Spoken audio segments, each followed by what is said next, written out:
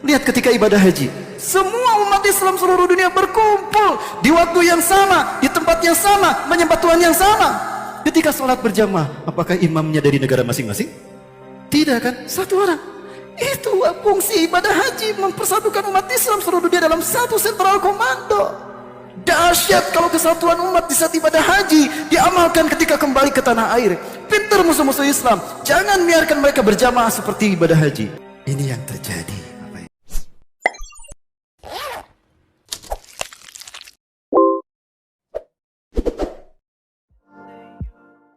Palestina hari ini terbagi dua, Bapak Ibu. Ada West Bank, ada Gaza Strip, ada jalur Gaza, dan ada tepi barat. Nah, di tepi barat ini ada 11 provinsi Palestina yang dikuasai Israel. Adapun Gaza Strip adalah satu-satunya provinsi dari 12 provinsi Palestina yang dimiliki kaum muslimin. Sehingga eksistensi Palestina hari ini tersisa pada pemerintahan kaum muslimin di Gaza yang dipegang oleh Hamas. Tapi saya tidak bisa memasuki Gaza kalau saya ingin pergi ke Masjidil Aqsa. Karena kalau saya ke Gaza, maka saya hanya bisa di Gaza, tidak bisa kemana-mana. Tapi kalau saya ke West Bank, saya bisa kemanapun di 11 provinsi ini tanpa Gaza. Itulah nasib Palestina hari ini. Dan sesuatu yang tidak saya masuk di akal, Bapak. Dan saya tidak paham dengan ini. Di Palestina hanya ada 5 juta tentara Israel, Bapak Ibu. Dan di sekeliling Palestina ada negara-negara Arab. Dan jumlah mereka ada 300 juta, Bapak Ibu. Yang tidak masuk di akal saya, bagaimana 5 juta bisa mengalahkan 300 juta? Konflik Palestina ini sudah lebih dari setengah abad, 60 tahun lebih, Bapak Ibu. Dari 28 peserta KTT non-blok, tinggal Palestina yang belum merdeka. Hatta liyaum sampai hari ini, mereka masih dijajah. Target Israel adalah reduction of Palestinian people, mengurangi jumlah Muslim Palestina. Ini fitnah duhaima melanda kita, Bapak Ibu. Solusinya tidak ada lain bagi Ibu, Bapak Ibu, bagi kita sekalian adalah kembalilah pada pangkuan Al-Quran dan Sunnah. Hidup berjamaah. Ada 5 perintah Rasulullah kepada kita. Dan 5 perintah ini adalah Allah keperintahkan pada Rasulullah SAW. Amarakum bihamsin Allahu amara bihinna. Bil jamaah, dengan berjamaah. Wabita'ah, dengan taat kepada Allah Azza wa Jalla dan Rasulnya. Maaf, bil jamaah, wabisami, mendengar apa yang Allah perintahkan dalam Quran dan Rasulullah perintahkan dalam hadis yang disampaikan oleh para ulama kita. Kita faham, kita mendengar, kita faham, dengarkan. Yang ketiga, wabituah, taati, laksanakan apa yang kita mampu. Dimulai dari berjamaah. Yang ketiga, ketika kita mengamalkan Islam dengan mentaati Allah dan Rasul, pasti ada yang nyinyir sama kita kan?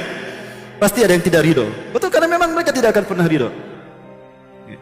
Walang tardu angkal Yahudu walan Nasara hatta tatabi'a millatahum. Mereka akan berhenti kemurkaannya sampai kita mengikuti cara mereka beragama. Sekarang udah banyak orang beragama, cara mereka beragama dengan dalih motif toleransi kan? Udah jelas yang mati orang Kristen, petinya aja ada skripnya, diangkat menggunakan La ilaha illallah Muhammadur Rasulullah, Allahu Akbar. Ini fitnah akhir zaman, Bapak Ibu. Hilang muruah umat Islam hari ini. Mereka menghinakan diri mereka karena kebodohan mereka sendiri. Ya, maka kita harus hijrah dari jalan Allah, dari tempat kita. Gak boleh diam. Bumi Allah ini luas. Kita harus hijrah. Kenapa Rasulullah hijrah ke Madinah? Menyusun kekuatan, mempersatukan mereka umatan sasiyah Islamiyah. Pribadi-pribadi bertauhid di Mekah muncul, Abu Bakar, Umar, Utsman, Zaid bin Haris, Ammar bin Yasir. Kuat mereka pondasi akidahnya. Satukan mereka di Madinah. Dibentuk ummatan wahidah. Itu fungsi hijrah. Setelah menjadi ummatan wahidah, rebut kembali Mekah. Jihad fisabilillah. Ini 5 solusi bagi kita menghadapi fitnah akhir zaman. Bil jamaah, dengan berjamaah. Bapak Ibu sebentar, hari ini umat Islam berjamaah apa berpecah belah? Saya bertanya dari keyakinan Bapak Ibu, tolong jawab dengan keyakinan juga. Kalau umat Islam berpecah belah berarti tiap kelompok, umat Islam bergolong-golongan ya, berkelompok-kelompok. Tiap kelompok ada nama masing-masing. Baik, nah sekarang sebutkan dengan keras satu saja dari kelompok tadi namanya yang ada di zaman Rasulullah dan para sahabat. Tolong sebutkan dengan keras biar semuanya mendengar. Nggak ada kan Bapak Ibu? Lalu kenapa sekarang harus ada? Silakan pelajari di rumah Bapak Ibu. Surat Yusuf ayat ke-40. Merinding saya membaca ayat ini. Allahu Akbar. Allah tidak akan menurunkan ayat ini kalau tidak terjadi zaman kita. A'udzubillahi minasyaitonir rajim. Wa ta'buduna min dunihi illa asma'an sammaytumuha سميتموها أنتم وآباؤكم وما أنزل الله بها من سلطان إن الحكم إلا لله أمر أن لا تعبدوا إلا إياه. Allah ya, tidak ada yang kalian sembah selain Allah kecuali nama-nama yang kalian buat oleh kalian dan bapak-bapak kalian. Dari nama-nama kelompok tadi ada yang dibuat oleh, ada yang muncul belakangan ini. Padahal Allah tidak menurunkan perintah tentang nama-nama itu. Tadi saya tanya, ada nggak di zaman Rasulullah SAW nama-nama tadi? Tidak ada. Lalu kenapa sekarang harus ada, Bapak Ibu? Hati-hati Bapak Ibu. Berpecah belah dalam beragama itu syirik. Quran surat Ar-Rum ayat 31-32. Munibina ilaih wattaquhu wa aqimus sholata wa la takunu minal musyrikin. Dengan selalu bertobat kepada Allah. Ayat 30-nya adalah fitrah kita Islam. Agar kita tetap dalam fitrah kita Islam, satu, senantiasa rajin istiqomah bertobat kepada Allah, bertakwa kepada Allah dan mendirikan sholat. Bapak Ibu, taubat, takwa dan sholat ini perbuatan siapa kalau bukan perbuatan orang muslim? Betul? Dan orang Islam paham kalau musyrik itu nggak boleh, syirik itu nggak boleh. Tapi kenapa di ayat yang di ujung ayat ini Allah perintahkan, Allah larangkan, wala takunu minal musyrikin, janganlah kamu termasuk orang-orang musyrik. Loh, kok dilarang jangan musyrik? Kan sudah taubat, sudah takwa, sudah sholat. Wala takunu minal musyrikin, jangan kamu termasuk orang musyrik. Apa tidak cukup taubat, takwa dan sholat kita menjauhkan kita dari syirik?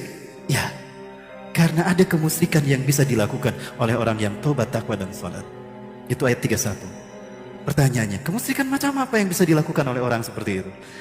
Lihat ayat yang berikutnya, ayat 32. Minal ladina farraqu dinahum. Subhanallah. Farraqu dinahum. Yaitu orang-orang yang farraqu, ra'nya ditasdid. Beda dengan tanpa tasdid. Kalau tidak ditasdid, farraqu. Pecah jadi dua. Tapi kalau farraqu, tadi saya tanya, lebih dari 10 kan? Yaitu orang-orang yang memecah belah agama mereka menjadi bergolong-golongan. Wa kanu syi'a, dan mereka bergolong-golongan. Kullu hizbin bima ladaihim farihun. Tiap kelompok bangga dengan nama kelompoknya. Tiap kelompok bangga dengan pemimpinnya, bangga dengan jumlah pemimpinnya, jumlah pengikutnya, dan bangga dengan kehebatan ulama-ulamanya. Terasa tidak Bapak Ibu? Ini musyrik Bapak Ibu. Kalau musyrik Allah ampuni tidak? Maka jangan salahkan Allah kalau jumlah kita yang mayoritas tidak membuat kita terlindungi dan kita tetap dibantai. Tunjukkan negara Arab mana yang belum dibantai. Palestina, Suriah, Libanon, Irak, Afghanistan, Uighur, Rohingya, Libya, Tunisia, Yaman. Bapak Ibu rahmati Allah. Nah ini kita harus berjamaah. Bapak Ibu, besar mana masjid ini dengan Masjid Istiqlal? Saya bertanya dari keyakinan Bapak Ibu. Baik. Masjid Istiqlal itu kapasitasnya 20.000 orang. Ketika aksi 411 saya bertanya kepada DKM-nya, pengurus masjidnya, 21.000 orang. Itu penuh. Andaikan dari sop terdepan sampai luar penuh 21.000 orang. Rapat susunan sop sholat mereka. Dari takbir sampai salam kompak gerakannya sama. Tapi nggak ada yang mimpin satu orang di depan. Bisa disebut berjamaah? Kan jumlahnya banyak Pak, 21.000 orang Pak. Masjid ini kalau sholat subuh berapa orang Pak? 80 orang. Tapi yang 80 orang ini ada yang mimpin satu orang di depan. Idza kabbara fakabbiru, idza amana fa'aminu, idza raka'a farka'u. Ketika yang di depan takbir, yang di belakang takbir. Yang di depan amin, yang di belakang amin. Sampai salam diikuti. Bisa disebut berjamaah? Kenapa? Kan jumlahnya sedikit. Kan butuh pengakuan katanya. Karena ada yang mimpin kan? Ini bedanya berjamaah tidak berjamaah. Ada yang mimpin. Yang mimpinnya berapa orang Pak? Satu. Itu yang sholat dari bagian baca madhab kan?